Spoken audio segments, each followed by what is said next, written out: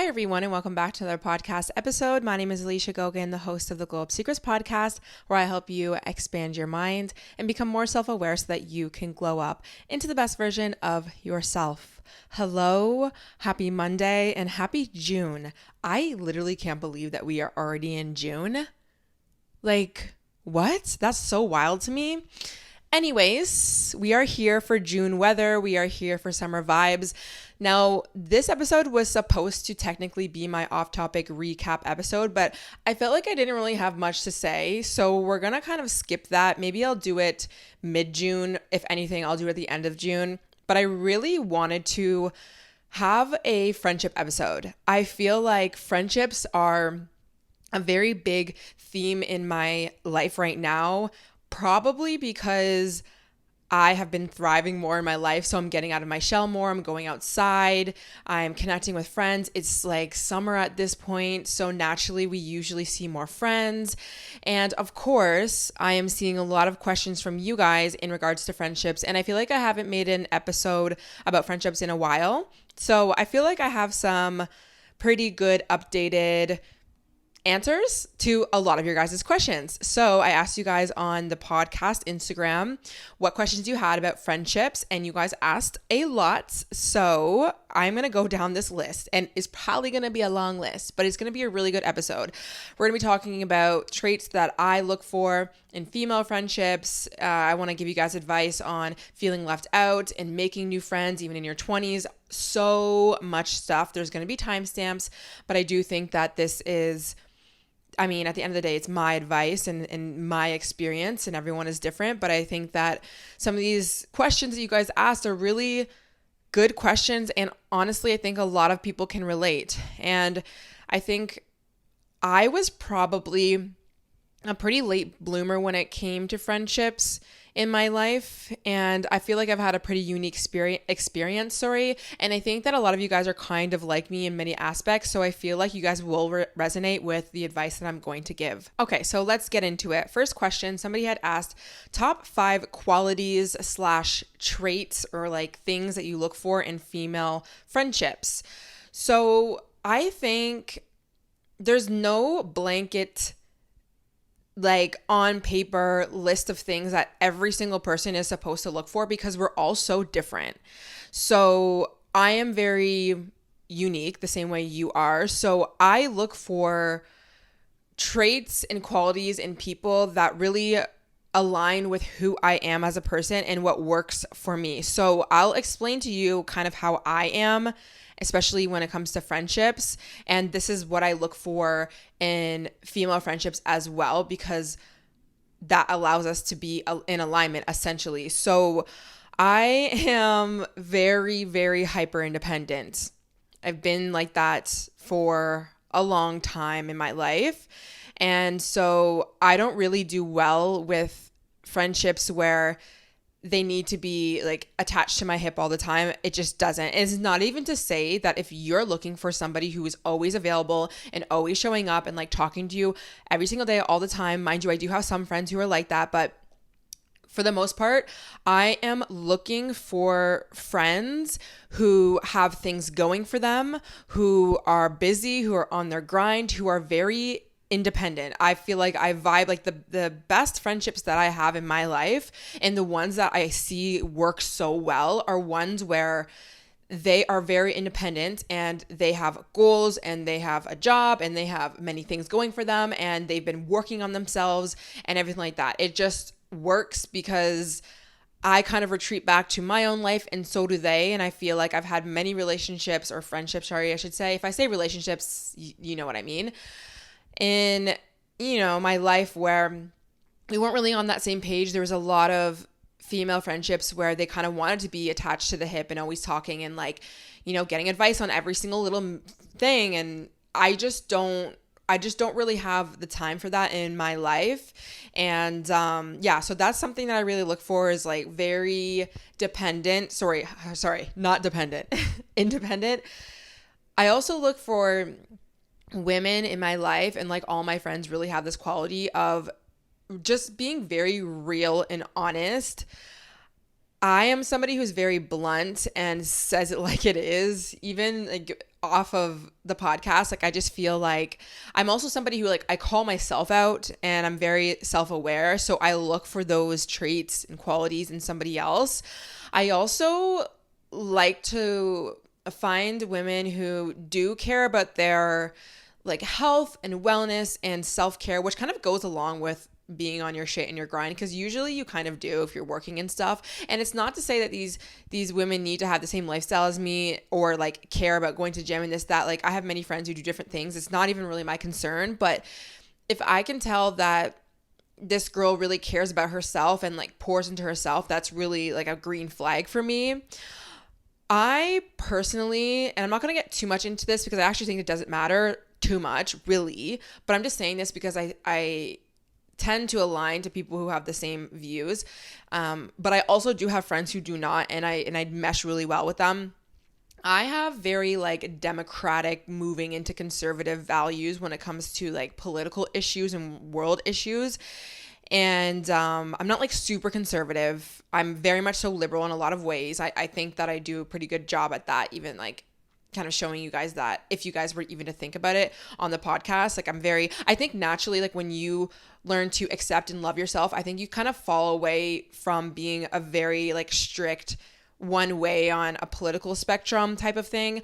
Not like I spend a lot of time talking about politics in my friendships, but I do find the closest people to me, they do have that more democratic-ish moving into the conservative type of standpoint, and it's just very apparent. And I think that's kind of pretty normal with people who are like hyper independent, who are on their shit, very, very just like kind of like to themselves, I find. And again, it's not really that important.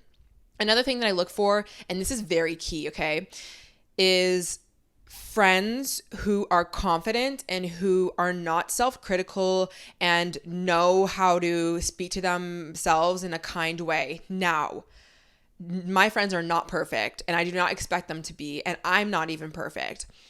But I have found over my life, what works in friendships for me is being friends with people who love themselves, who back themselves, who are confident.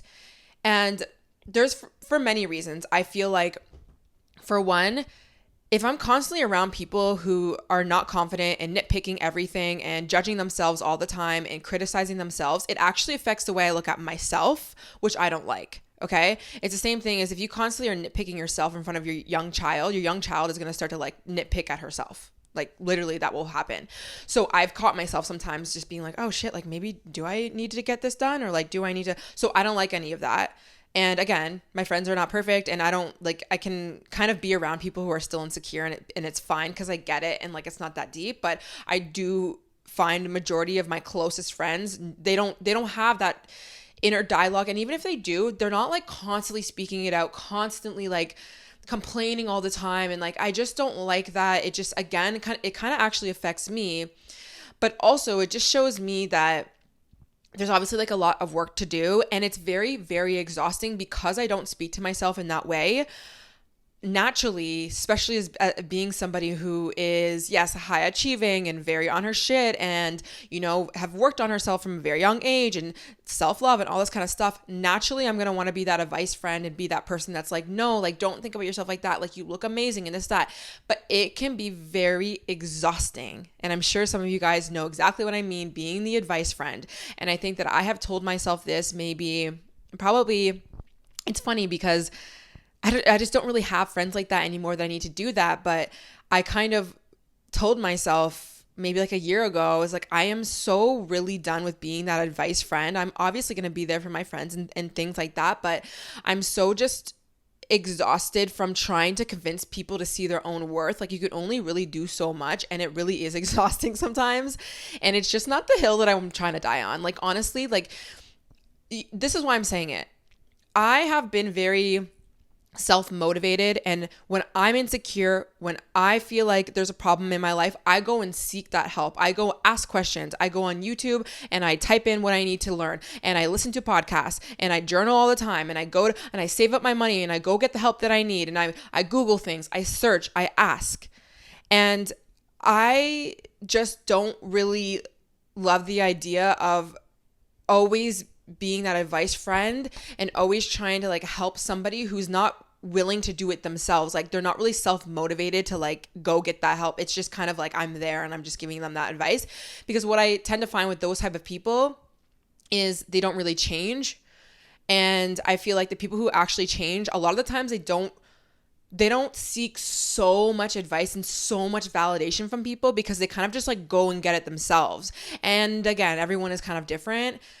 So I make sure that a lot of my friends are confident because I think that it's really impacted the way that I've looked at myself. And I will say like my best friend, my closest friend, who's like literally my ride or die, she will be at my wedding. I will be at hers. It is at this point, there's no breaking us apart. There's just not. She is the most confident person that I have ever met in terms of like her self-concept. I have never seen anyone have a self-concept like her. And she's even, and it's, sorry, the reason why I'm saying that is because it's rubbed off on me as well. Like she's just a reminder to me to just continue to stand in my own worth.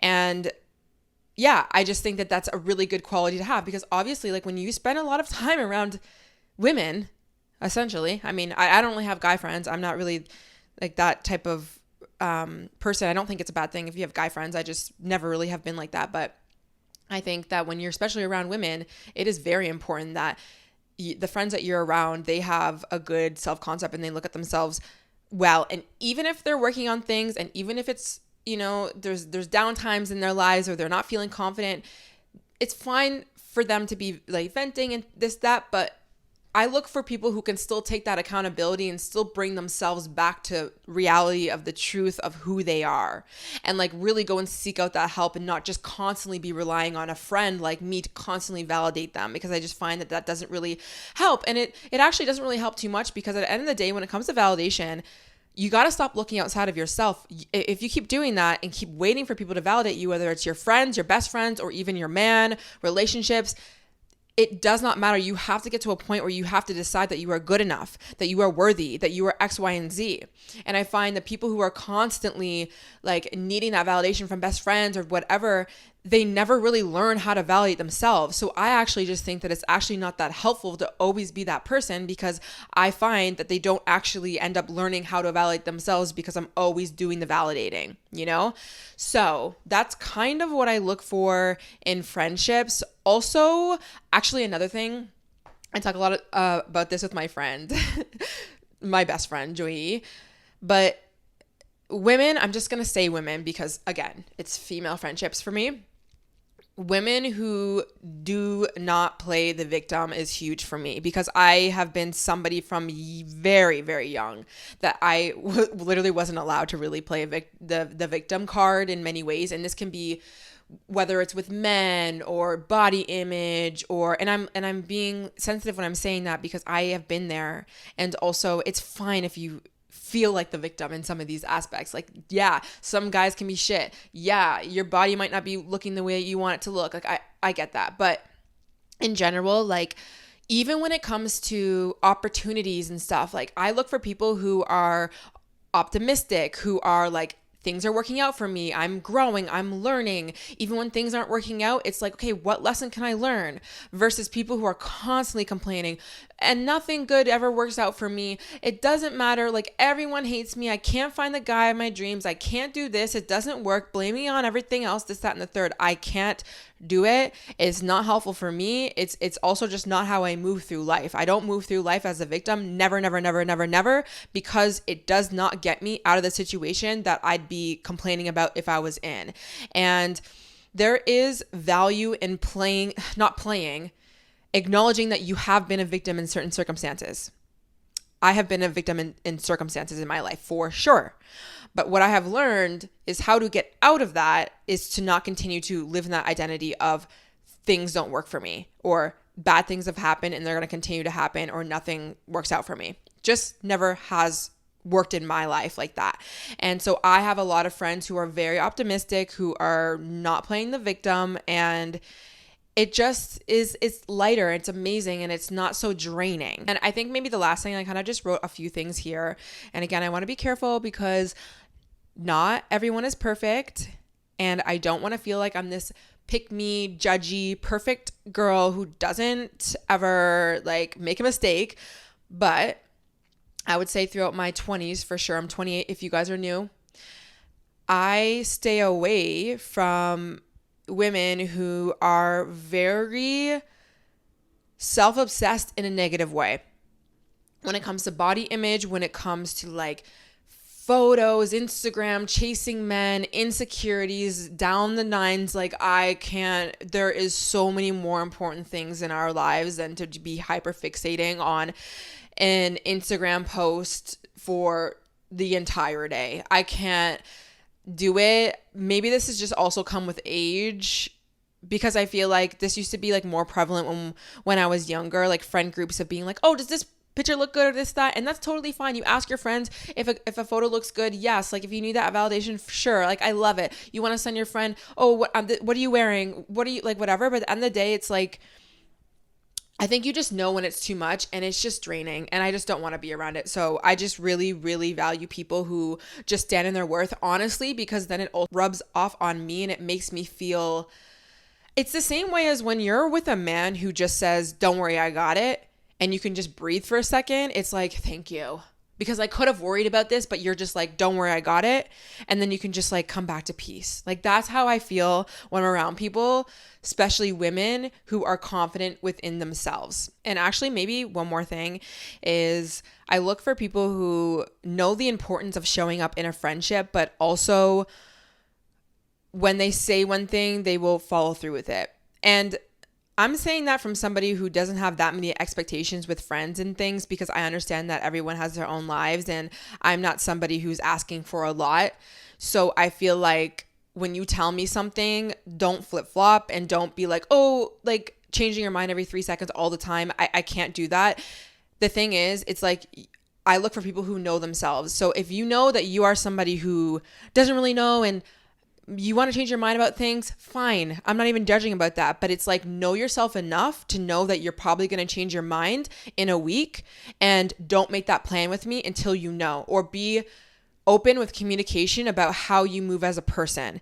And I do that as well with friends. Like all of my friends know that I am somebody who is independent and I am actually okay to like not see them all the time. There's different levels of communication that I like to have with people. Like it's just this understanding, but it's because I show up this way. Like I'm not like flip-flopping. So I don't know. I think that that's just another thing that I really look for in a friendship. And I think that the closest friendship that I have, I think that like Joy is like, she understands the value and she knows what it means to be a friend, which for us is showing up. Like, are you showing up? Are you communicating when you can't show up? And are you, I guess, like respecting each other's boundaries? But I think that's just natural. Like when you align with people who are kind of like you, it's like an unspoken word that, you know, you don't need to be tied to my hip type of energy. So that's probably all I'm going to say about that. The next question is, how do you make high value friends who are on the same journey as you? So when I think about my journey of really building the friendships that I have built and the people who surround me now, it really actually started with me. These people are really a reflection of who I am. And so I kind of had to get real with myself. And I'm not saying that you need to, whoever asked this, but I'm just going to share my journey. When I was younger, I had to kind of get real with myself about what was kind of being reflected in my life. I realized that I didn't really have the best friendship groups. Like the quality of friendships weren't really the best. The type of conversations that we were having weren't really healthy. But I kind of had to look in the mirror and be like, well, I'm the one putting myself in these places. I'm the one going out every single weekend and being around people who care about going out.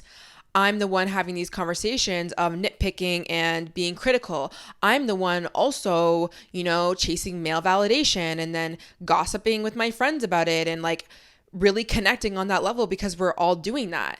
And so the way I really built the friendships that I have now was not like going out to find them. It was really just changing some of the habits that I was indulging in my life. And this naturally happened when I graduated college. I mean, not even graduated, but when I was going through college, I was being more responsible with my life. I had to work, I had to make money, I had to create goals for myself. A lot of you guys know my dad had passed away when I was 16, so I didn't have him in my life. I didn't come from a lot of money. My mom was going through addictions. I really didn't have a lot of help. So I kind of had to be really, really hyper responsible in my life. And that really reflected actually in me not going out so much, me not giving an F about male validation so much because I don't care about what my Instagram looks like right now because I need to go to work. Like very simple things, honestly. So just kind of taking a look at your current life and your habits and like what you're interested in, what type of content you're listening to, what content you're consuming, what conversations you're having, who are you hanging out with and where are you hanging out with them, things like that. And I just think that the more you kind of work on yourself and pour into yourself and really prioritize your routines, your schooling, your job, where you're going in the next 5 to 10 years, naturally you'll just be put in places where these people are matching the same thing. So I'll give you maybe like a few examples of some of my friends that I'm really close friends with now that I look at as very high value, and it wasn't really hard for me to make friends with them. Was when I was serving, this is after college, and this is the thing, I have always been like a really good worker. Like I'm very much so, I follow the rules. I like can work very efficiently. Like I'm very, very productive at work. And I've just always been like that, probably just being raised by my father. And like also just, I don't know. I've always had that core wound of like never wanting to be in trouble, which is funny because I'm also like savage in a lot of ways. Like I will be blunt and at work and stuff, and my bosses kind of my bosses weren't afraid of me, but like I've always had that kind of sass and like that confidence in the workplace in a way. So anyways, whatever. I'm just talking about myself at this point, but anyways, when I was serving, I was a really good server. And you know, if you just do your freaking job and you're really motivated, you'll get the tables that you want. You'll get the shifts that you want. You'll be favored. Like you will, as long as you're growing and you're self-aware, like you can really go places in your life. And so I was one of the top servers at this restaurant that I was working at. And so the more I was showing up as this person who's like, I want to make money, I want to do good at my job, I want to X, Y, and Z, of course, I matched up and I got on shifts with people who were good servers as well, because that's what ends up happening. Like the top servers are going to be put on, the top servers are going to get the best shifts, the top servers are usually going to be working at nighttime on the most busiest nights. And so lo and behold, I meet Joy. I think I was working there before she was. I don't remember. I think so. Anyways, so we naturally just got to know each other because we were always on the same shifts, and it was very clear that we really killed it at work. And, you know, the more we got to know each other and like we were in group chats and we started talking more, and it was very clear that we were very much so the same person. Even though she's younger than me, she's been raised a little bit, in many ways she's raised the same way, but many ways she was raised differently than me. She has different interests than me, but she was on her shit and she really loves finances. She loves money. And at that point, like I was grinding, and we naturally slowly got closer together. And ever since then we've started talking and we just hold the same values. Like we think the same way. We're just grinding. We're hustling, whatever, to the point where I ended up leaving serving and I did social media full time because I was doing my social media on the side as I was working as a server, and I was working at 9 to 5 as well. Then I left that 9 to 5 because I didn't want to be there, and then I did full time serving, made bank as I was doing social media until my social media kicked off. I made enough money to be able to leave my serving job. I already knew that I was going to do that. It was already done. Like in my mind, I was already out. As I was doing that, I obviously got to know her more.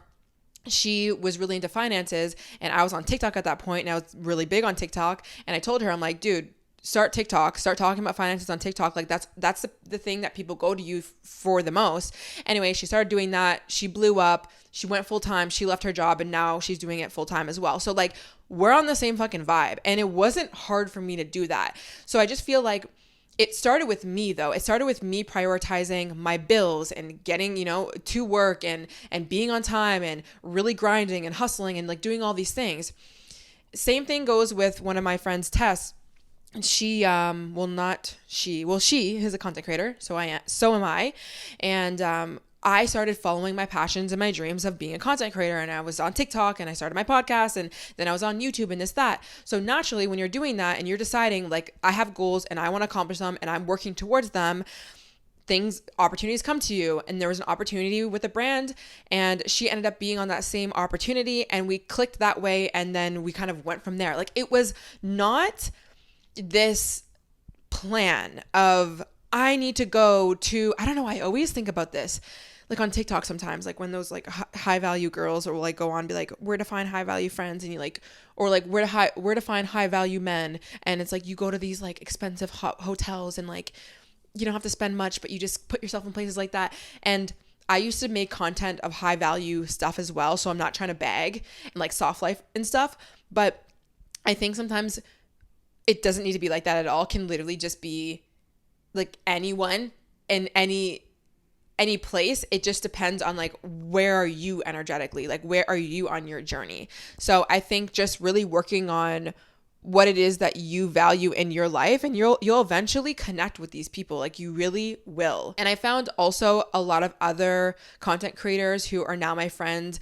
There's content creators who have reached out to me, but also just like, people I've met in the industry where, we're going to a health and wellness event, or they make health and wellness content, and I'm into health and wellness as well. So naturally, like we became friends. Like I have this one friend who we connect so much on like going for hot walks and getting matchas and going to cute shops and like aesthetic things. Like that's just what we like. And she's very high value to me because she takes care of herself and that. I have another friend who's very spiritual. Like she thinks very much so the same way as I do. It's just, yeah. And I met her through an event I went to, because that event was tied to my work. So I think just, again, following what you want in your life, and you will actually find the people who are meant for you. Next question. Somebody said, how to be social when you have a hard time finding people who truly understand you. I think that this also has a lot more to do with you than you think. This identity of people don't understand me can actually hurt you more than you think. And I'm saying this from personal experience. And I really went through this phase in my life when I was really into self-development and health and wellness and fixing my life and getting out of the circumstance that I was in when I was younger.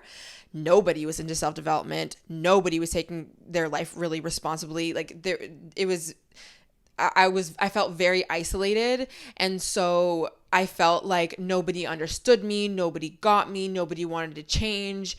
And I was kind of resentful. I was kind of annoyed. I'd be really judgy for people who weren't sorry. And those are all natural things. So if you're feeling like that right now, like it's fine. It's not to say you need to actually judge people and like be rude to them or treat them poorly. But I just mean like if you're feeling those feelings, like it's a natural process. I personally think when you are on a journey of like really working on yourself, it's going to feel a little bit lonely, but it's not going to stay that way. And I think that you need to get out of that mindset. And that's why I'm saying this right now. Like it kind of comes back to you. Yes, you might go through life where people don't really fully understand you, because to be frank, how many people in your personal life are listening to podcasts as much as you, or reading as much as you, or on their shit as much as you? Probably like not every single person, okay? And I would honestly even say, even if I look at my whole entire friend group, and there's a lot of them, I would say like I am the one for sure that's still listening to all the podcasts more than anyone else. And this is not even to put me on like up above them, but it's just true. Like I'm more into self-development.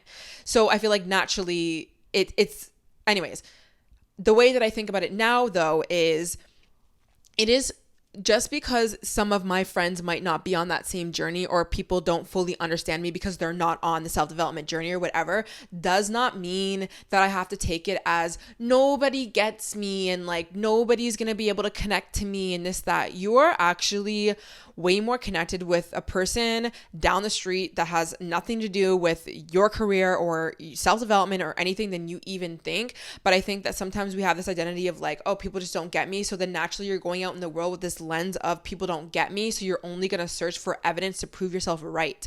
So always being aware of that. You're always wearing a lens when you go out in the world. We have many lenses. So doing your best to know when you're putting on that lens and you're kind of like painting the picture like, oh, nobody gets me or nobody's like me and this, that, take it off. It's totally fine if people don't fully get you.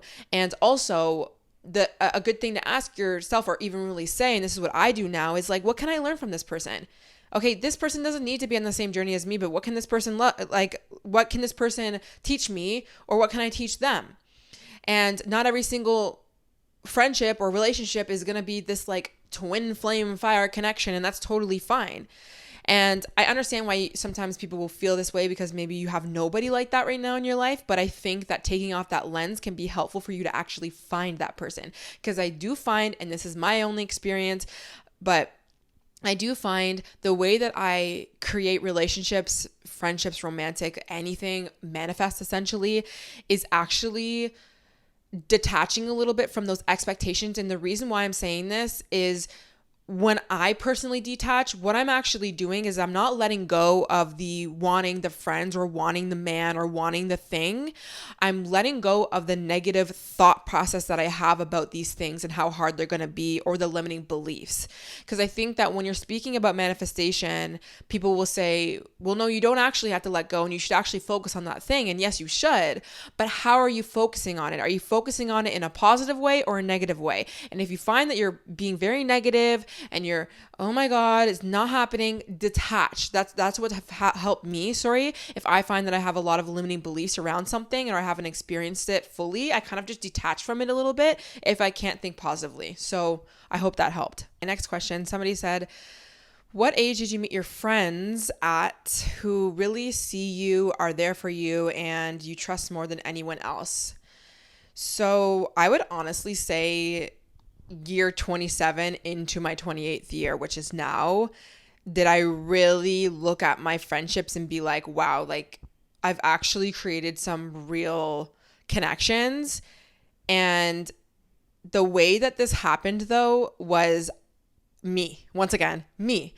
I finally started to actually let people in. And I think that we're always looking for the friends who we will be able to trust and who will be able to see us. But I think a lot of us don't realize we have a lot of core wounding that we energetically kind of put a wall up that makes it difficult for us to actually build a friendship where we could even trust, or where I could even tell that person anything. And I think we're all different in terms of coming back to the hyper independent thing. Like, I don't really need somebody who I'm like, need to trust with my life all the time and like always let somebody in. But I did find that the closest friend that I have, and again, I'll bring it back to Joy, where I could genuinely answer this question and put her name in it, is because I let this guard down finally of, I don't want to be seen, or like friends don't work for me, things like that. So I want to quickly just like talk about this a little bit, is like,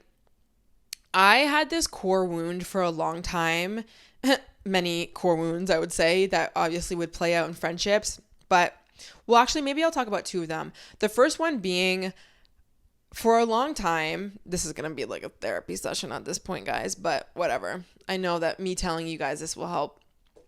I didn't actually really see too much of the benefit of having friends, if I'm being quite frank with you. Like, I really didn't care to work on friendships. I didn't see the value of friendships. I didn't really care about them for a few reasons. One, when I was younger, for sure, it wasn't that I cared more about boys than my friends, but when I would think about relationships or having somebody who was close to me, I would feel more comfortable prioritizing a romantic relationship than a female relationship, because I really just didn't grow up learning the importance of like leaning on your friends and this, that. And then I became very hyper independent, that not only was it hard for me to even rely on men, because I was also choosing men that just like weren't really the best to be able to rely on, I never learned how to even rely on women. like at all, because I just went through my life not being able to rely on my parents really.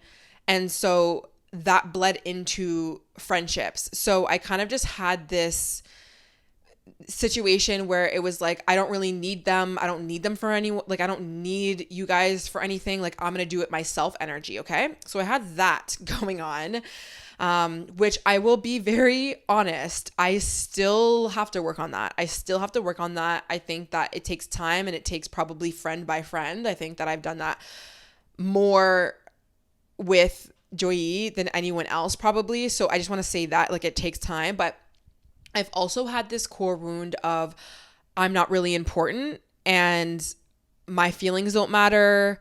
I don't matter. I'm not pretty like everyone else. I'm not cool like anyone else. I don't get what other people get. And this is like a childhood wound. This is growing up in an environment in school where I didn't look like the other girls, so I didn't really get favored or chosen. I also grew up in a family where we didn't have a lot of money, so I would see other people get things and I didn't. I grew up around a father where he was very much so like, just, you have to be quiet, don't complain, don't share your emotions, be very quiet. And so I just learned how to do that. And then that obviously affected my confidence in many aspects. So there was a lot of that going on. So when I would show up in relationships, I actually I didn't realize that I wasn't creating a space to even build a healthy foundation of friendship, because I wasn't letting people in, because I never took the initiative to share how I was feeling or share when I was going through something. When I was going through something, I would do it alone. I would not tell my friends. I would not go to them. I would not cry to them. I would not do any of that. So without me really knowing that core wound, I would just always feel like in friendships, it was always about them and not about me. So then that kind of perpetuated this feeling of, what's the point of even having friends, because I'm just this advice friend anyways. So when I kind of realized all of that, I realized, okay, yes, maybe there's going to be people who kind of drain your energy, but realistically, if you want to have this deep level of friendship, you're going to have to let people in. You're going to have to look at yourself like you are worthy of sharing what's going on. You have to look at yourself like, yeah, people will care and they do want to know about you. And the more I did that, and the more I worked on my mindset around that, when things would come up in my relationships, that's when I started to really feel like I was deeply connected with my friendships. And it was hard. And I'll say this, I think that the turning point for me when it came to my best friend Joy, and I don't know if she really knows this, but was, first of all, what I just told you. I was very, very aware of my patterns in friendships, and I was like, fuck, like, it's no wonder I don't really care about friendships too much, or have the most deep friendships. And if I did have friendships, which I do, I've always had friends, it wasn't anything I have now. So I was very aware of that. And then I had another person in my life who was much older than me, and she's still in my life, and she would always tell me the importance of friendships and leaning on your girlfriends and this, that, and everyone says that, but I just was so I don't want to, and I don't know how, and this, that. But I found an opportunity to do this and put it in play. Okay, I was going through a breakup, and at this point I had gone through so many things by myself, and I knew the importance of leaning on friends, and I still felt so uncomfortable, and I didn't even really look, especially Joy, I didn't look at her like my closest best friend at that point, nor did I look at anyone like that. But I was like, I think this is a real good opportunity for me right now to lean in versus pull away, which is what I always do. And so when I was going through a breakup, she had known about the relationship that I was in, and I think, I don't know, I called her right away or something, and I ended up meeting up with her, and I went into her car, and I was crying, and I was just just the thing that you do when you're going through a breakup. And she was there, she was which was wild to me, because I've never experienced a friend being okay, you're coming back to my place right now, and we're talking about this, and we're breaking this down, and whatever.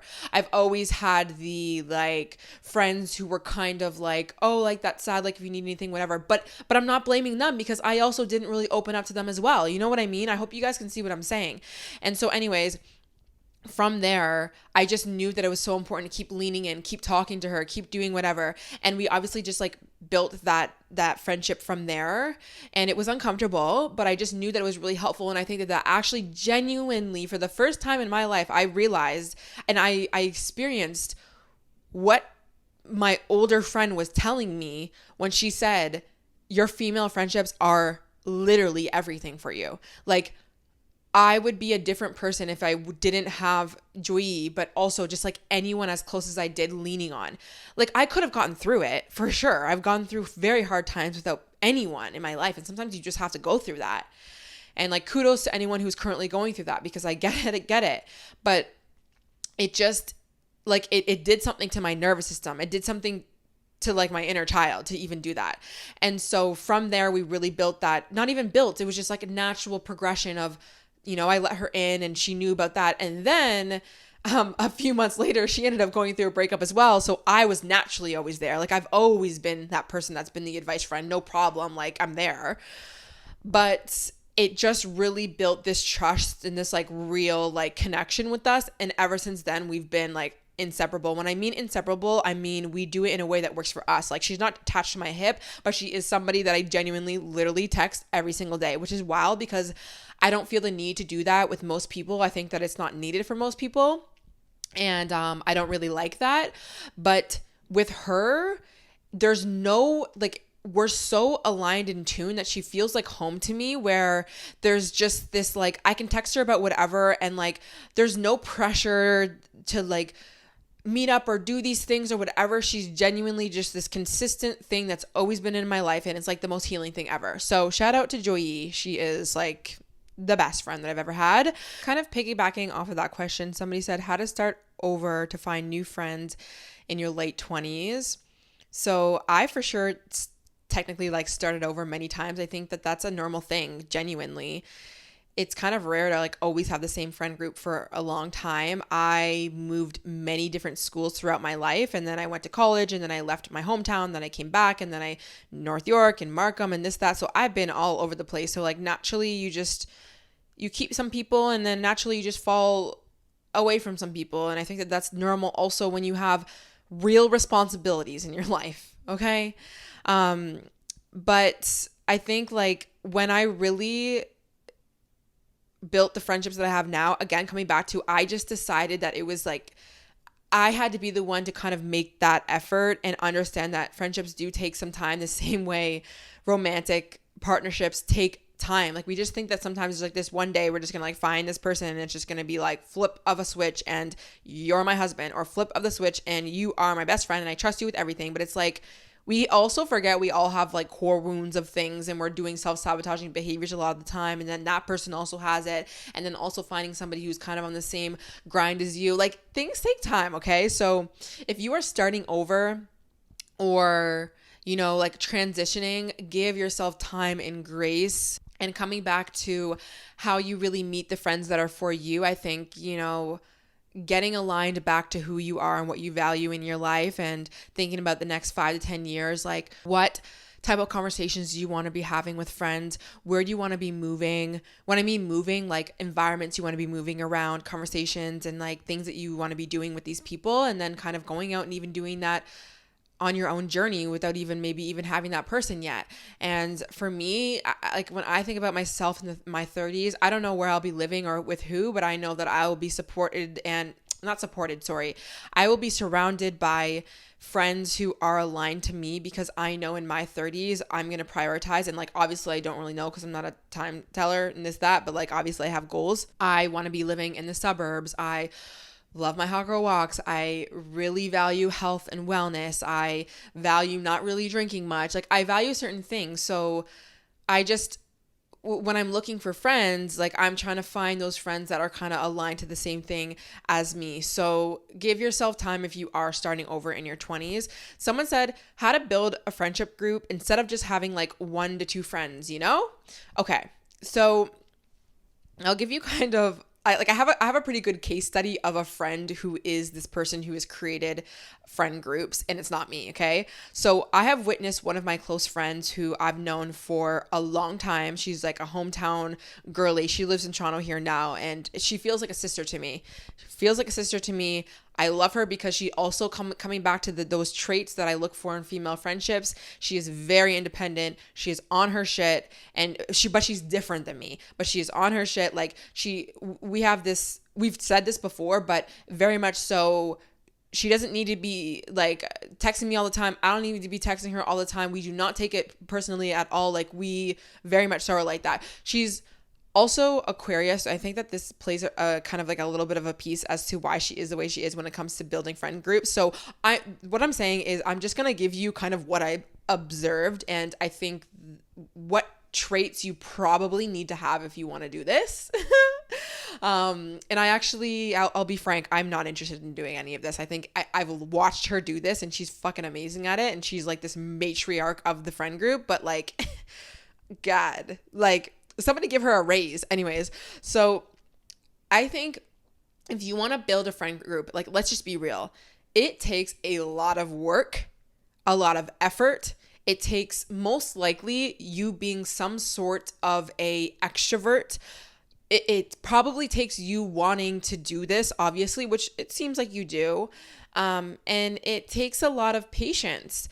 From what I've seen from her, and when she's getting the girls together and that's what I'm witnessing within her. I'm witnessing her make the plans, get the girls together. I'm witnessing her going out and networking, and she's out here and she works and she's still out here and she's meeting the people she needs to meet and she has these good connections. But it is a full-time fucking job. But obviously there's a part of her that really likes it. Like she really feels fulfilled doing some of these things. But also another thing actually that I wrote is selflessness. She's very selfless. Right? Is that the word? Selflessness, whatever. She's not selfish. And I think that you kind of have to be like that. Like when you're building a friend group, like you have to take a lot of people in consideration. You have to have a lot of patience. There's a bunch of women who want different things and you're getting everyone together and everyone's on different timelines and stuff. Personally, for me, I don't have the patience. I do not have the patience to be able to take responsibility of so many people. Personally, I feel like I have spent so much time taking so much responsibility of not only myself, but I also think that I've just had to play that parent role in a parent-child dynamic where I shouldn't have done that I'm just exhausted. Like, and also just the nature of my makeup. I'm actually very extroverted in a way that I can be a social butterfly, and I'll tell you what I kind of do, but I'm also a very much so introvert. I also value certain things that require me to not be out doing certain things. Like I like my early morning routines. I like my health routines. Like naturally that takes me away from a bunch of group things and social things all the time, but that's just something that I value and I really love. And it's not to say that, let's say my friend is wrong for that or she's bad or whatever. It's just that's what it makes sense why she's able to kind of have room for that. So I think so this is what I kind of do. And some people will like say that this is not like the way to do this because people are like, oh, like if you're friends with everyone, then you're friends with none. And I do not agree with that. I see where that argument comes from because obviously let's say there's certain women who are kind of like snaky and like in this friend group over here and then that friend group over there and like talking here and this, that, and like all this kind of stuff and like stirring up drama maybe and stuff like that. But it's not like that. For me, I am somebody who has many different sides of me. I love, like I said, my health and wellness, but I also love going out and going to a patio, or sometimes I'll go to the club with my friends. I have friends also in different industries. I have friends in finance. I have friends in marketing. I have friends in the self-development space. I have friends in health and wellness. Like I have a bunch of different types of friends. I have different friends. I have friends who are older and younger. So I have many different friend groups, and it actually works a lot for me because I am somebody who I'm not trying to be tied to a friend group every single like week after week after week after week and in every single plan and every single group thing. Like I'm just not available for that. So it just doesn't make sense for me to be that person. And all of my friends know that, which is fine. But obviously there's some people who are like that and can. So I think you just have to know yourself. I will say one thing though. I am somebody who does very well with majority of people. And I think that has to do with confidence within myself. I know how to have a conversation with somebody, short or long. I've learned how to manage my social anxiety. I am interested in people. I feel like I don't reside too much in this person has to think like me, or if not, I can't talk to them energy the way that I used to probably be when I was younger. So I actually really enjoy being able to see different friends, and then I'm friends with their friends group. Like I will say this, like all of my close immediate friends that I'm with, if I've ever met any of their friends, all of them are fine with me and all of them like me for the most part. Like they do. And I can get along with them, and I'm very, very good at being that social butterfly and like having a good time. That's just how I like to move. So again, coming back to, you kind of just need to know yourself. But if you want to, from my experience, seeing it happen in real time, and I've kind of tried to be like this and it's just like too much, patience, selflessness, I guess, extroversion, you really have to commit to the bit because it's a lot. Time management, honestly, like my friend Kendra, oh my gosh, she has to manage. Like she's an event planner. At the end of the day, she's an event planner, but we love her. I give her so much props, and just I guess check on your friends who are the ones who are putting all the girls together, because they be doing God's work. Okay, next question. Someone asked, well, there was kind of like two questions here. They said, how to not become too attached, and what to do when you're jealous when you see your friend hanging out without you. So let's address the becoming too attached thing. As you probably can tell, this hasn't really been a problem for me because I am like the opposite of that, to be honest, like pretty detached from friendships. But even now it's a little bit different. But what I'll say is, from what I have experienced with friends in my past who were actually too attached, and maybe this sounds like a little bit of passing judgment, but whatever, they didn't really have their own thing going. And I also just think about this when it comes to relationships though. Like when I was like the most attached to a guy, it was because I didn't really have much going in my own life. So I think just blanket advice is have your own thing going for yourself. Like get busy with your own life. Yes, friendships are such an important part of our lives, but I look at my life now and there's like a few times out of the month where yes, I am prioritizing friendships and we're going to dinners and this, that, but there's so many other times where I have to work all the time. I have to focus on myself. I have other things going that don't really revolve friendships and stuff. So I think that, focus on your school, focus on work, focus on your goals, focus on your health, your sleep, all of these things. And I do feel like even when it comes to social media, sometimes taking a step back can be helpful as well. If you find that you're too attached to like people, places, and things and stuff, I think that when you see somebody in front of your face all the time on social media, like, yeah, you're going to always just be thinking about them and this, that, and being really attached. So what's really helped me with detaching also, like with men and in romantic relationships, has always been having something where I'm grounded in my own life. And when I'm really pouring into myself, I'm always so detached. And that's always when the guy that I'm seeing at the time or dating is always very much so chasing me. Although we really only date men who are chasing us, but that's not the episode. So what else? The getting jealous when seeing your friends hang out with you. Okay, so like I guess I'll say two things here, because it happens.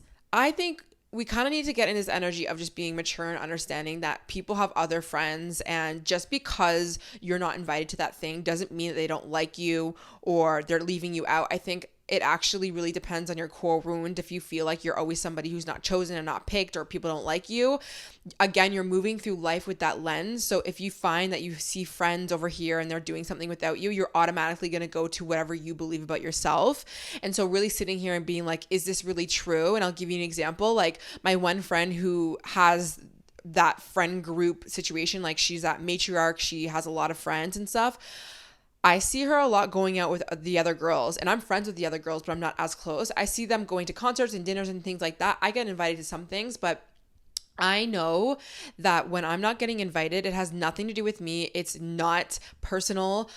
Also, I have set a standard where it's very clear like why I wouldn't be the first pick to go to some of these things, because at the end of the day, I'm a freaking grandma. I'm going to sleep at freaking 9 p.m. Like I would rather prioritize wholesome things and like day things and stuff. Like my friends know that. So when I see them out and doing things, I'm not taking it personally, and quite frankly, I'm like, you know what? I'm good, because if you were to ask me, I would have probably said no.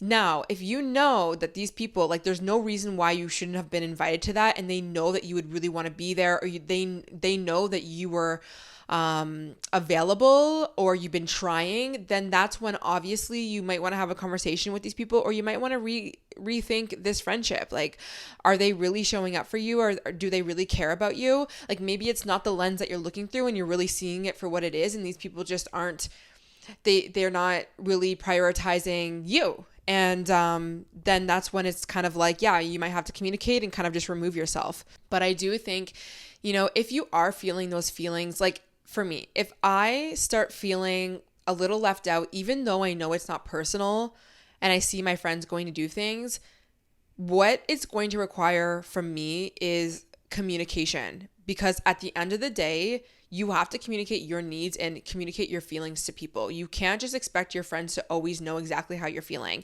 especially when it's not really personal. But if I'm still feeling like, oh, I kind of wish I was getting invited more, I kind of wish I was going out, I have to just message my friend and be like, hey, like, I know it's not personal, but like, let me know, like, when you're doing another thing, I would really want to like get out more, and I want to see you guys more, and I kind of want to be a part of things more. And then if they continue to not invite you, then it's like, okay, well, maybe they don't want to like be around me for whatever reason. And then maybe you want to kind of rethink those type of friendships.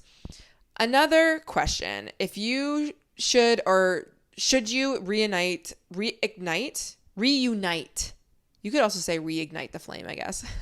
Reunite after years of not being friends when they did something to end the friendship. So essentially getting back with an ex-friend. This actually recently happened to me. So I guess what I will say is, obviously, it depends completely on what they did or what happened in your friendship. But if you're considering it, I'm sure it's probably not the worst thing. So if you are going to talk to a friend now, I think like get back kind of with that friend. I think time is really important. At least for me, time was really important. If I ever thought about becoming friends with like a person that I stopped being friends with, I knew that it was going to have to like be a lot of time because of the issues that we were having. I just knew that it was going to require time of growth. Basically, the reason why I'm saying time is because there needed to be growth on my side and for theirs. And I think the first thing though is, if you're going to be talking to that person again, is like, are you guys addressing what had happened? And are you taking responsibility for how you played a role, and is that person taking responsibility as well? If you're just kind of getting back and being like, oh, I just like miss this person and what we were doing and this, that, but you're not addressing the issues, it's going to happen again. So I also have to think about, for me, like, am I in a different state of being? Like, do I know how to have healthy boundaries now? Because for me, like, a part of some of the relationships that didn't work out for me was because I didn't have healthy boundaries, and I didn't really stand up for like what I needed to say, and I was not the best at communicating, and I would just retreat back. So I have to look at myself. It's like, do I have that quality? Have I grown in that area of my life? Because if I haven't, it's not that I can't be friends with this person, but I'm probably going to have an issue again, because if it requires any level of me having any sort of boundaries, if I'm not that person that knows how to set them, then I'm going to be kind of back in that same thing. So you kind of have to call yourself out with that. And then obviously I think it just takes time. Like, don't dive back in 100% with that person, and kind of see where, the actions, I guess, speak louder than words. So I would just take your time with that. But, if things kind of seem to be the same, just having those that communication again with that person. And if it seems to be the same, then maybe that friendship is just not for you. Someone said, how to move on and heal from losing your core friend group of best friends, and how to move on from missing a toxic friendship. I think, honestly, I do this a lot with my one-on-one clients. And if you guys don't know, I do one-on-one coaching. All the information will be linked down below if you want to work with me.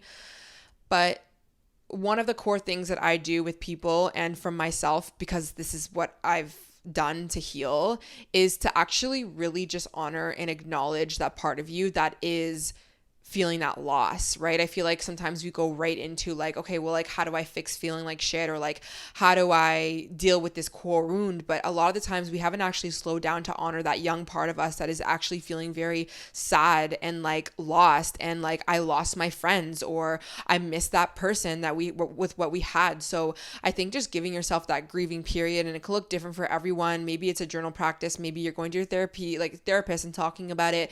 Maybe you're speaking about it to like maybe another friend or something like that, but like really just acknowledging and honoring that young part of you, not getting mad at yourself for like missing that toxic friend, or not getting mad at yourself for being like, oh, like I should just get over it and find new friends, things like that. I think it's really important that we acknowledge that young part of us, or older, but a lot of times it's usually younger, that might be missing or might be feeling very alone.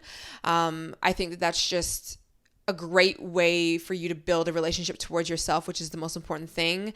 And then it also sets you up for a good level of aligned action moving forward. I feel like if we don't connect to ourselves and we start trying to take action, or we try and take advice from someone else, or we try and do something that we think is quote unquote what we need to be doing to find friends without acknowledging like our actual true feelings of something, I feel like sometimes what will happen is we just get into these cycles. We kind of get into the same friend groups, or so I think it's really important that you acknowledge your emotions with that.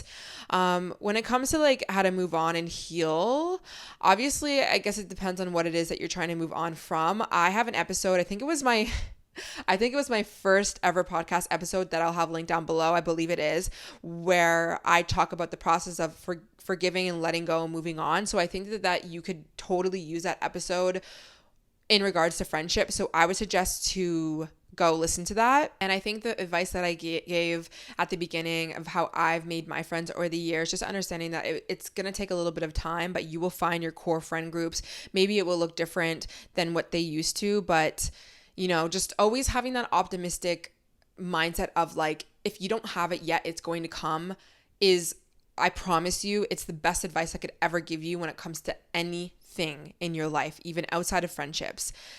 Do not sabotage yourself in your future by telling yourself it's never going to happen. I'm not going to find the man of my dreams. I'm not going to find the friendships of my dreams. I'm not going to have the life. Don't do that to yourself.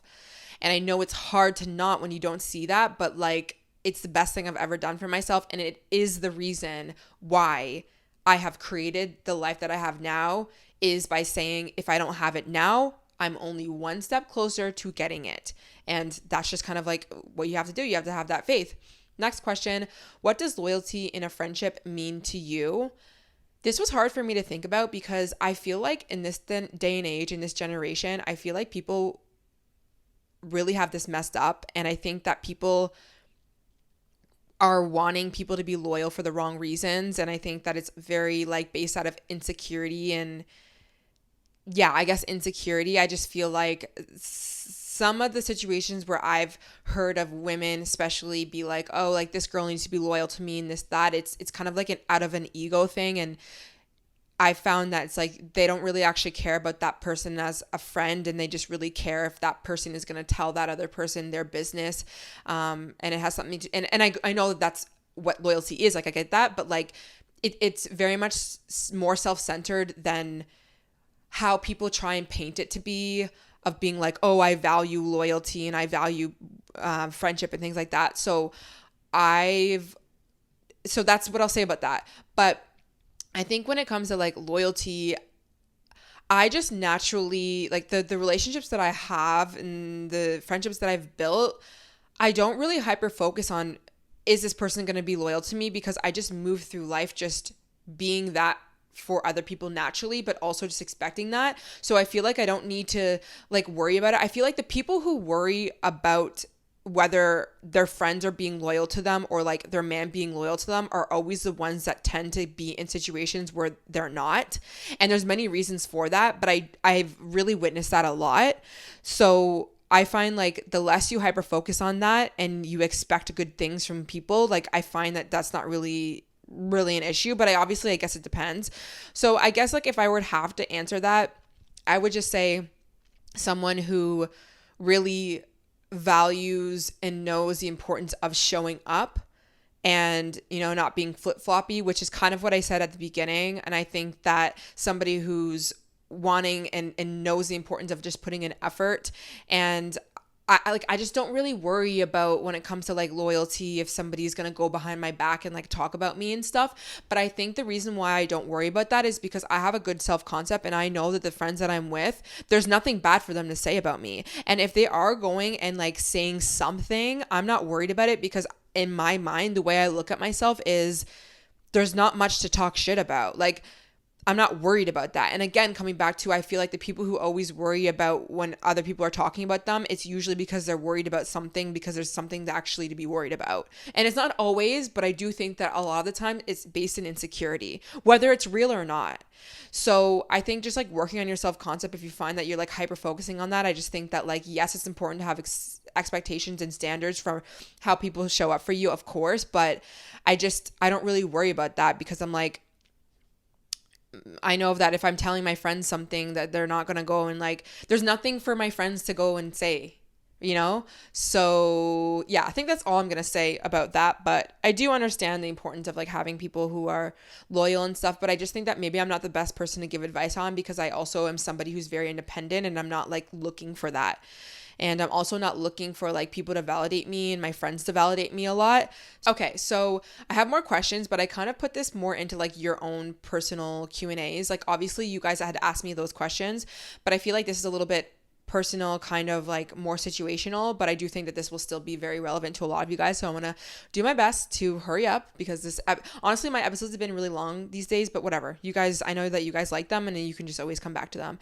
So someone said, and this was kind of difficult for me to figure out how I was going to answer this, but she said, how do you know if you're being avoidant with a friend due to the fear of getting hurt again stemming from a past friendship or failures, or if you're being avoidant because you actually feel like something is off, hence why you should distance yourself? Now, again, I'm really not going to be able to give you that answer that you need, because it's going to be your intuition and your knowing. And I actually think that a lot of the times we kind of forget that we really do know. And I feel like even reading this question personally, from how I've worked with a lot of people and just even myself, like I really do think that you know the answer.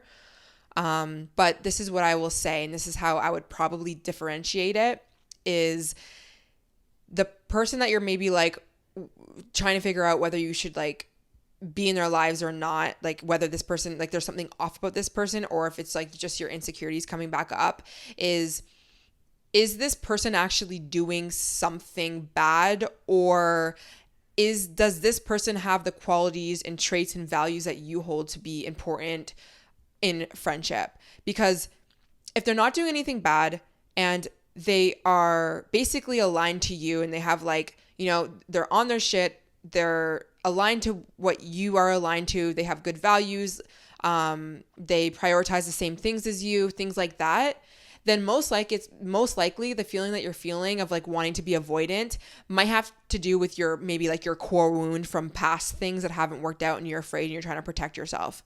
But if for some reason, like this person, you're maybe like giving this person a chance, but you can kind of see like the way that they're moving in their life is not aligned to you, and like maybe you wouldn't do it like that, or you wouldn't think like that, or like maybe they have a lot more insecurities than you do, or maybe they just have like all of these things that I kind of told you that I don't look for in friendships anymore, and I don't really allow in my life. Like if it's that, then yeah, it's probably your intuition being like, I don't really want this, because this doesn't feel good to my nervous system, because this person might be chaotic, or this person might be lying about something, or this person is just off. And for me personally, like I'm very aware of when I know that I am going in that avoidant and like pushing people away or being anxious based off of what I've been through, through really taking a logical view of who I am assessing in this situation. And I know it can kind of be hard, because obviously you have that internal feeling in that battle. But I even think about this when I give advice to my friends as well. Like, okay, logically putting the emotions aside, which is hard to do, and you don't have to like ignore them, but putting the emotions aside, let's say when it comes to a man, is this man showing up? Is he being a man of his word? Is he taking you on the dates that you want to be taken on? Is he having the conversations that you want to be having when it comes to like family, future, things like that? Does he have a job? Is he showing up? Is he like doing all of the things that you're looking for in an actual husband? If he's doing all those things and you're still kind of feeling like a little bit off, it might just be, those insecurities coming up. And obviously you can work through those things and it really has nothing to do with him. But if he is actually maybe an avoidant guy and like maybe he doesn't have a job and maybe he's being inconsistent, it's not crazy for you to be feeling these feelings. So I think you have to kind of assess that person and be like, okay, what kind of category is this person in, and then kind of move from there and acknowledge those feelings. So I hope that helped. Someone said, how to interact in a group when you two are not talking / pretending and like being non-existent. Again, it's kind of hard for me to give advice on because I really don't move in circles where this is a thing. But if I were to ever, and I'm sure I have probably maybe like when I was a little bit younger, I try to always be the bigger person and be the mature person because it's just like a waste of time to not be, in my personal opinion. And so kind of like stepping into this mature version of you of being like, there's no bad blood on my end, I'm good type of thing. So like moving into a social situation and understanding like, yeah, that person might not be nice to you or whatever, and you don't have to cross boundaries and let this person back in, but like just be in this room and remind yourself like there's nothing to worry about. There's no issue. It's like I think we kind of worry about how to act and be in certain situations because you're hyper focused on the situation that had happened. But realistically, like the situation happened for whatever reason. You guys are not friends, or even when it comes to relationships, like if things don't work out and you for some reason need to be in the same room as that person, like I understand it's harder said than done, but like we can put our mature, logical, no bad blood hat on and just be present in the moment and focus on things that do matter, which is not dwelling in what happened essentially. And if that person's going to be rude to you or whatever, you don't need to engage. You don't need to worry about it. Like I think sometimes we go into that fight or flight, but like you have to remind yourself there's no need to be in fight or flight. I don't need to be stressed right now. I don't need to be thinking that this person is a threat. I don't need to be all on all the time right now. It is totally fine. You have to kind of talk to yourself in that way. So hopefully that helped. Someone said, I grew up with an absent mom and bullying from other girls, so I struggle with feeling close to women. I kind of said this already, so I'm sure that that advice helped you. Coming back to really just acknowledging that young part of you most likely that was bullied by other girls and you were not around your mother a lot, like really acknowledging and sending that part of you love and compassion and just sitting with that part of you and kind of mourning that loss because it is, right? Like I even think about the relationship that I kind of lost with my mom in my early 20s that I just didn't get to experience. Like it's, and like, like obviously that played a role in different things that happened in my life. And without getting mad at myself for being like, why can't I connect with women? Or, why is my life like this? Like getting mad at myself, kind of just sending yourself love and be like, yeah, it's no wonder that you struggle with connecting with women when you were bullied in school and you had an absent mom. Like it's no wonder. Like don't beat yourself up for it. And I think that will take you a long way, because if you don't send that love, compassion, and do that healing work on that part of you, when you go out and try to continue to connect with women, you're going to have that wall up because you haven't really healed that wound. And it's not to say that you have to fully heal before you go out into the world. You don't. You heal a lot within relationships, actually, bringing it back to what I was telling you about the relationship that I have with Joy.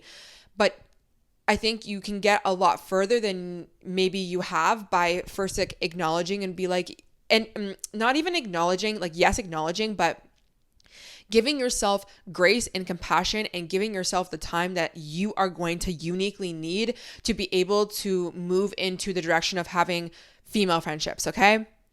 And I think we do this a lot where we see other people have friendships and they have it so well and it's so good for them and it's like friend groups over here and it's just like, that doesn't need to be your journey, and it's okay that it's not. And I'm telling you, everyone has a core wound of something.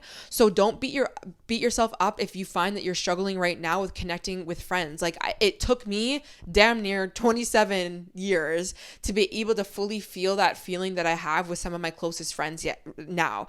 And I for sure went through that period of time where I was in my 20s and I was like, wow, like, why am I not feeling like the way that I feel like I'm supposed to be feeling when it comes to female friendships and stuff? Like, I think that many women have a lot of guards up without them even realizing in many different aspects. You know, they have a fatherhood wound, they have a motherhood wound, they have a sister wound, they have like trauma that has happened, they have a lot of things. So like, I feel like we're all trying to navigate how to really even connect with each other. And I think that the best thing that you can do is first connect with yourself, that part of you that has been probably really dying for you to really acknowledge that loss that might have been.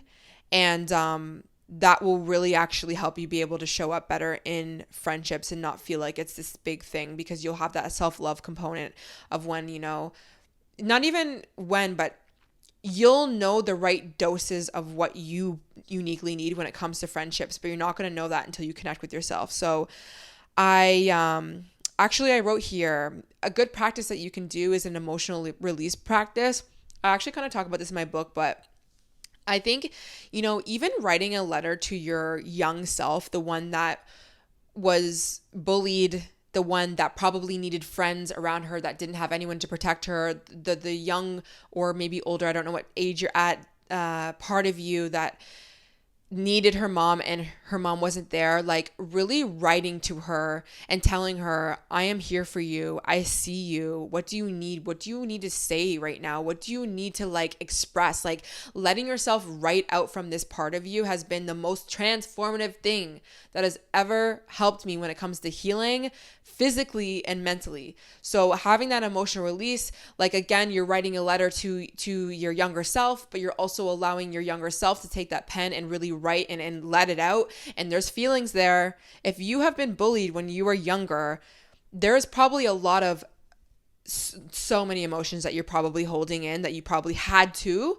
keep yourself safe, but they're residing within you right now. And I think the best thing that you could ever do for yourself is be kind of like that big sister energy for your young self and be like, baby, what do you need to say right now? What do you need? What do you like? Everything. And I promise you, like, that has really helped me be really confident in my life, is kind of looking at myself from these two dichotomies of like looking at my young self that didn't get love and affection and attention from her father, who really struggled in school, really felt out of place, really felt really awkward, like really hated herself, like really was lost, you know, a huge part of her 20s and even a little bit earlier,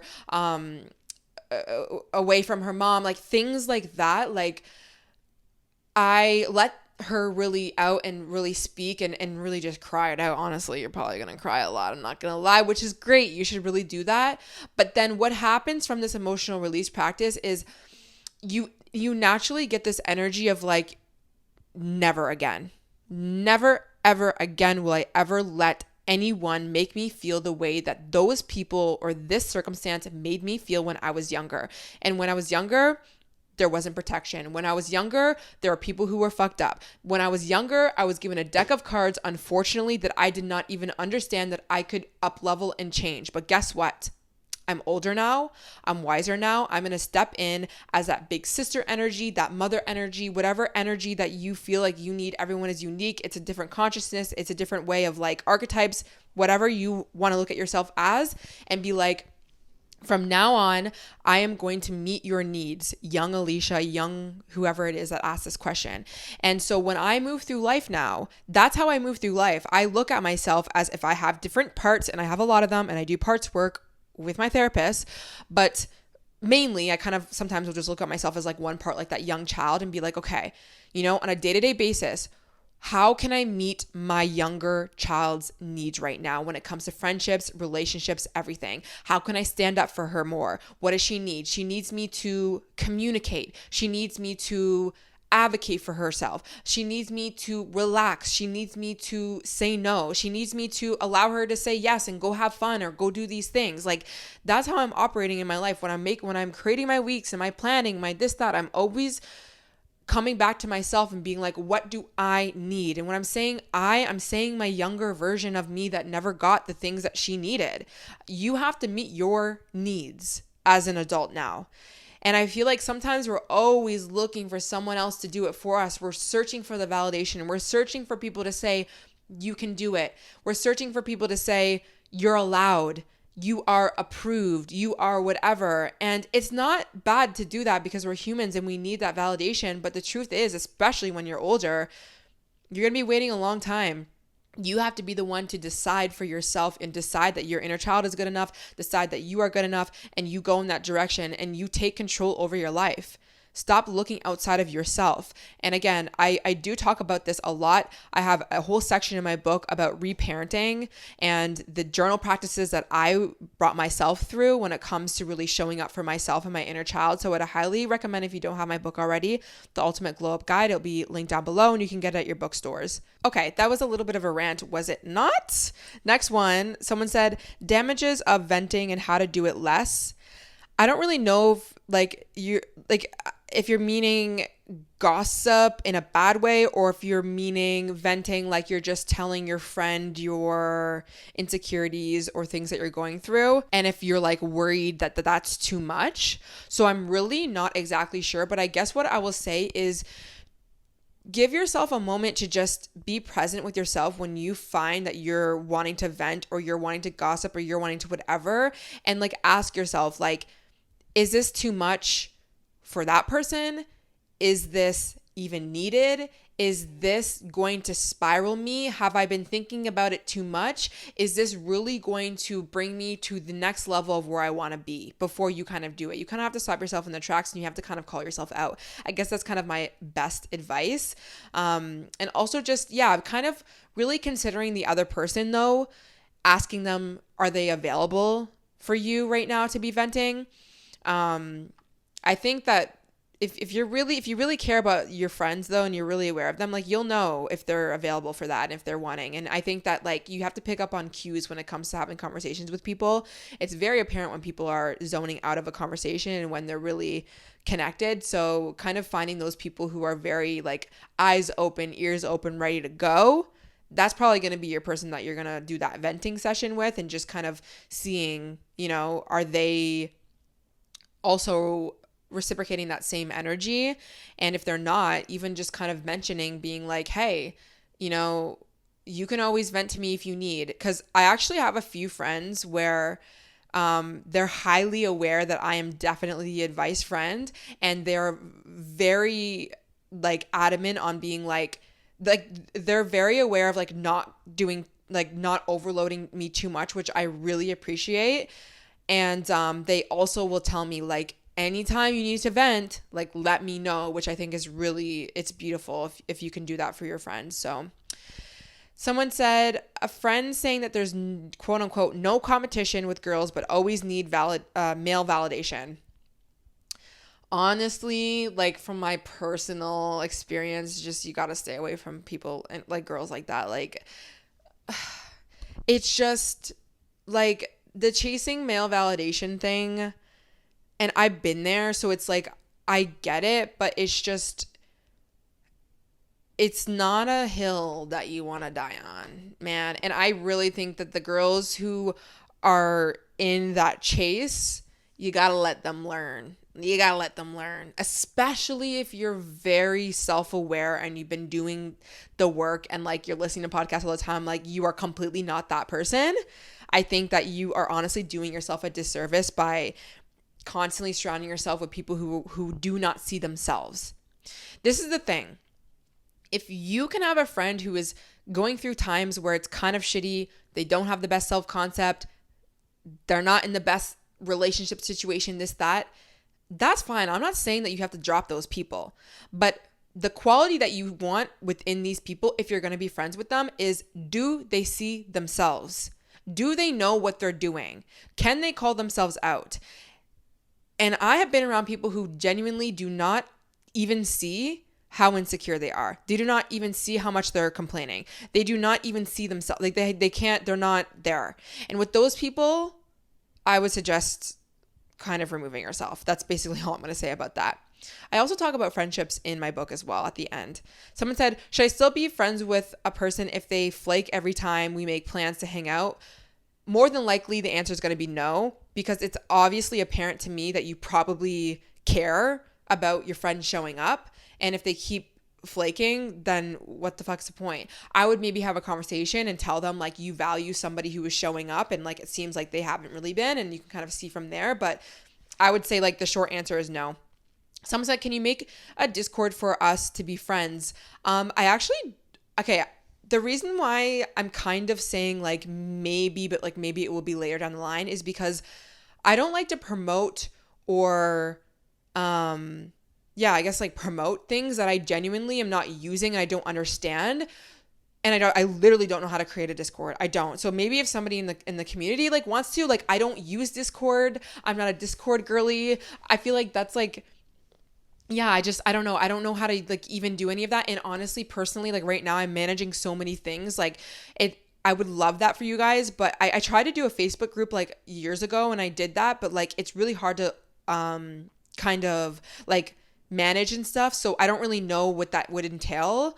But if anyone wants to reach out to me and like if you want to like create something, but honestly, like just comment on the YouTube videos, honestly. And I've seen a lot of people like start a comment thread and you guys can like message each other from there too. Like I think that that's probably a good start, but honestly, it's just because I literally don't know how to use Discord and I don't know like how to navigate that at all, but maybe to be continued. Someone said, how can I get into a positive mindset when meeting potential new friends if I have commitment and trust issues? I think for sure addressing your trust issues, like have you actually like done anything about that?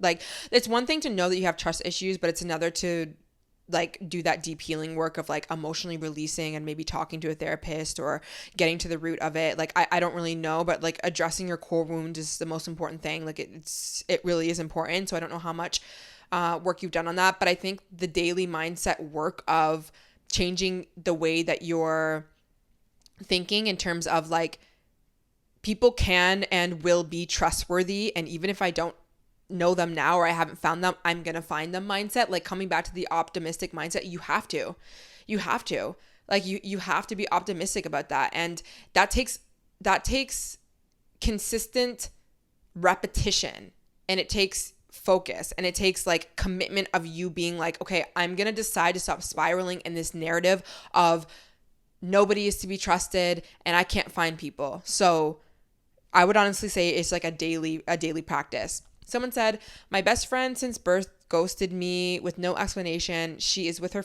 boyfriend 24/7. Do I reach out first? So I would say if you want to reach out, try to have no expectations, because I feel like if you reach out and they don't say what you want to say, then you're just going to be more disappointed. But if you can kind of like put that like mature, logical mind like hat on again and be that bigger person and just kind of reach out and maybe like try to have a conversation with them from a place of like, hey, like I've just been noticing, well, not noticing, you literally noticed they freaking ghosted you, and I really like value our friendship and I really want to hear you out and see like what's been going on in your life that you felt that you needed to ghost, you know? But again, I don't know if the reason why she really just ghosted is because she cares more about her boyfriend than you. And if that's the case, then maybe it's like a level of like, you're a little bit more mature right now than her, and I wouldn't expand your energy too much. It's really obviously unfortunate, but if you really value this friendship, then maybe I would give it one more go. But I mean, obviously it is very rude for somebody to ghost you, and I think that there's usually always a reason, and it's usually something to do with like what they're going through. So yeah, but no expectation, I would say. Someone said, how would you deal with a narcissist ex best friend if she is still in your university classroom? Literally just don't. Like, that's my best advice. Don't. Why do you feel like you have to deal with her? Just because she's in your classroom doesn't mean you have to talk to her. You have to acknowledge her. So if you're dealing with her, my question is, why? Like, you got to have healthy boundaries if you're for some reason still having a conversation or anything like that. You don't have to deal with anything you don't want to, even if they're around you. And I mean, obviously, like if they're like nagging you and like trying to talk to you and this, that, like maybe you need somebody to like help you get them away from you and stuff like that, but don't deal with it. Do not deal with it. It's not healthy for you. You don't need it. Someone said, how to make friends as a 17-year-old. Loneliness is one of the biggest struggles right now with a broken heart. 17 is young is what I'll say. You have so many chapters and evolutions of so many more beautiful friendships that you'll be able to make. So I think the best advice that I can give you is like honor the feelings of loneliness. Yes, God, how many times, holy shit, I've felt so lonely in my life for so many years when it came to friendships, but also even like romantic partner, like everything.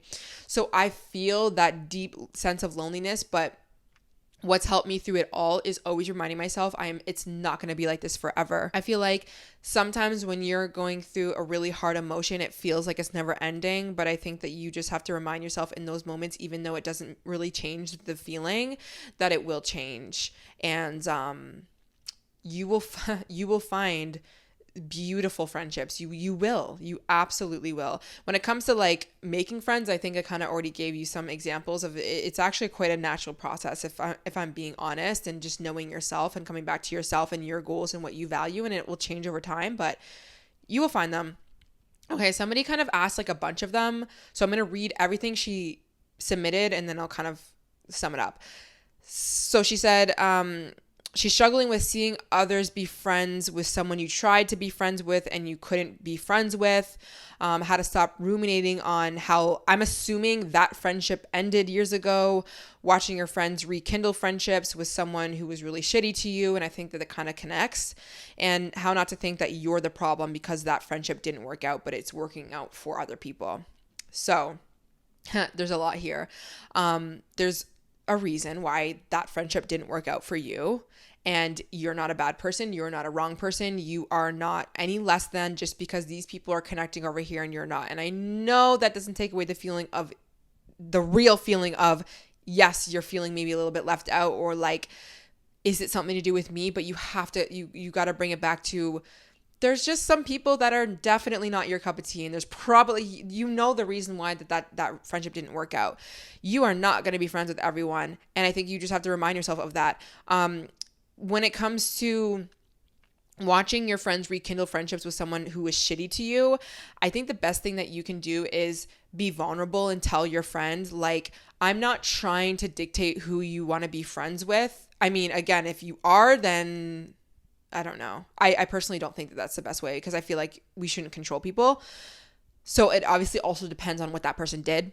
Again, that's not my expertise because I don't really have those dynamics in friendships, but I think something that's really important is for you to be vulnerable and tell your friend, like, hey, like, I'm not trying to dictate who you're friends with, but I just need to let you know that, like, it does really hurt me to see that you are friends with a person that was so willing to hurt me in whatever ways, and kind of see what they say. Like, maybe they don't really know the extent, maybe they don't know how you're feeling and genuinely how hurt you are. Again, it completely depends on what it is. And, if that person did something really bad and that friend doesn't really care, then maybe it's like, maybe you're going to distance that person a little bit because you value somebody who really cares about your feelings and your friendship. And again, it's very dependent, but I think also coming back to the piece of, let's try to take our focus away from the thing that distresses us and put it on something that actually matters over here. And I know it can be difficult, but it's actually like, sometimes when we get into fight or flight, we're like anxious, we're like hyper focused on something. We don't really are not aware of just how much that spotlight is on the thing that like literally is actually not helpful for us. So, I don't know how much you're thinking about these people, you're watching these people, you're moving around these people, but kind of removing yourself, whether that be taking some time off of social media if you're watching their lives all the time. Maybe it is putting your energy maybe into some of your habits and your goals and your routines. I always find for myself, when I find I'm hyper focused on something that's just distressing me, let's say I'm going to bring it back to a romantic relationship. I used to do this all the time when I would be hyper aware of when somebody was pulling away from me. It was always because I was pulled away from myself. I was actually pulled away from myself. And that's why I was so able to see that person was literally like every move, every message, every minute that they didn't respond to me. I was so aware of that because I was actually very much so removed from myself. And when I would bring back that energy and be like, okay, damn, like I got a to-do list to do. Like I got these routines that I haven't been on. I haven't been sleeping right. I haven't been prioritizing these people who really love me over here. I haven't been doing those things. And when I put my attention on that thing goes away. That thing goes away. That person either chases you back or that person goes away. So I think that's my best advice. But I also have seen some of your questions before, and I know that you are very strong and you're very self-aware, and you know that you're going through this process of just learning and being with yourself right now. So I have every single faith in my bone that you are going to get through this and you're going to see this out and it's going to be beautiful. And this is a part of your journey. And I think that like bringing it back to any friendship or relationship thing that you're going through, like remind yourself that what you're going through right now is actually a very big part of your bigger picture that you're trying to even get to. And I even said this in my vlog on like one of my, actually not my older vlogs. It hasn't come out yet. I was saying sometimes we're always looking for the answer outside of us to help us feel good. But what I have found is that your answer is actually in your problem. Genuinely. Your answer is in your problem. So stop trying to dance around your problem. Stop trying to find everyone else to fix it. Stop trying to run away from it. Go through it. Pull out the wisdom and the puzzle piece that you actually need for how you're going to really up-level your life. And I promise you will, like, it might take a little bit, but you will see that this was the actual thing that you needed to up-level the things in your life. But I think sometimes we just look at what we're going through in our lives that might be really shitty. And we're like, oh, I don't want to deal with it. I don't want to go through this. Why do I have to go through this? This is not what I want. This is not fair. And all of those things and all of those feelings are true. But at the same time, this thing that you're going through right now is actually a very big key to where you're going to go in your future. So that's all I'll say about that. Someone said, what do you do when a friend makes passive aggressive comments to you? Address it. Call that bitch out in the nicest way. Just address it with them. And if they don't see what you're talking about, remove yourself. You're probably more self-aware than them. Someone said, thoughts on keeping a bestie / making friendships last? I think it really just comes down to like understanding that friendships take effort and work the same way it does romantic relationships, the same way it does getting results in the gym, the same way it does healing, the same way it does for everything. In different ways, yes. And you have to find what works for you, and you have to find different type of communication that works in this, that. But at the end of the day, it's like, it does require a level of you and that person being on that same page. And I think what really makes friendships last for me, and I think about this when it comes to my friend Joy, is we think the same, we communicate the same way, we are kind of in that same phase of life of like, I need this amount from you, but I'm good with everything else. Like, you just really got to get on that same page. And I think that that's how you're going to find relationships that last the most. And it's not going to be from everyone. And just know that. Like, I don't expect to have like every single friendship that I currently have right now last me until I'm freaking 80 years old. Obviously, I would love that. And I'm not trying to paint the picture as if I'm like planning on losing these friends. But I just know that like a few solid friends that you can put in that effort will go a very, very long way. And just understand that there's different seasons of your life, but also different friends for different things sometimes. And that's okay. And personally, for me, it actually makes me feel very supported.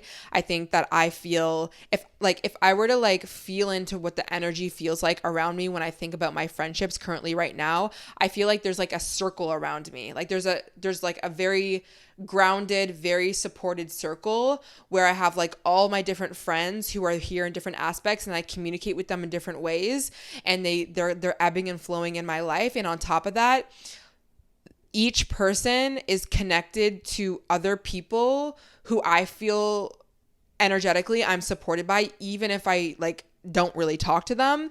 And on top of that, when it comes to opportunities, and because maybe a side note, the reason why we care so much about networks and friendships is also like a safety thing. It's literally like a primal thing. And this is why we're so attracted a lot of the times to men who have a lot of like friend groups, or they have networking. Like when we think about businessmen and men who are successful, it's not just about money. And we can have a whole conversation about this. It's not just about money, but money, of course, what does that equal? It equals safety. At the end of the day, it equals safety. So it's not a bad thing that you want to like be with somebody who's successful, obviously. But another thing, at least for me, when I've grown into being a very healthy version of me, when I see a man who is connected and has friends, and not even about money, but like knows how to have conversations with people, who have, you know, some good best friends that they've known each other for a long time, or they have good relationships, things like that, to me, that signals a lot of safety.